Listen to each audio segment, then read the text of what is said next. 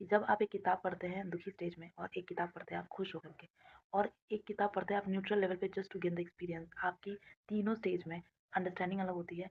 उससे जो लेसन्स होते हैं वो अलग होते हैं। सेम ही किताब, सेम पेज, सेम वर्ड पे। क्यों? इसका इसका सबसे बेस्ट वे है अंडरस्टैंड करने का कि जब हम लाइफ में बहुत दुखी होते हैं और बहुत खुश होते हैं, उस मोमेंट में ना हम अंडरस्टैंडिंग के मोड में नहीं होते हैं, हम सेलिब्रेशन और ग्रीफ के मोड में होते हैं।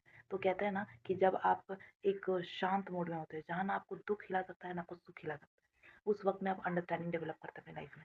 ठीक उसी तरीके से अगर एक किताब आप खुश मोड में पढ़ रहे हैं और एक किताब सेम किताब आप दुखी मोड में पढ़ रहे हैं, आप उसे एक ऐसे स्टेज में पढ़िए जहाँ पे आपको ऐसी कोई इमोशन ट्रिगर नहीं कर रही, बस आउट ऑफ फीलिंग ऑफ कि मुझे किताब पढ़ने का मन कर रहा है, मैं पढ़ लेती हूँ। आपको बहुत अलग अंडरस्टैंडिंग मिलेगी। आपको ये रियलाइज़ होगा कि कैसे हम दुःख और सुख के बीच में किसी एक्सपीरियंस को गेन करते हैं, वो सिर्फ़ उस दुःख और सुख को डिपिक्ट कर रहा होता है। लेकिन जब हम एक न्यूट्रल पॉइंट ऑफ व्यू से किसी भी चीज़ को देखते हैं, आज़माते हैं, ऑब्ज़र्व करते हैं, एक्सपीरियंस करते हैं या पढ़ते हैं, तो वो हमें रियलिटी ऑफ लाइफ़ की तरफ में लेके जाता है। Something that I have learned right now while I was reading this book, The Power of Now.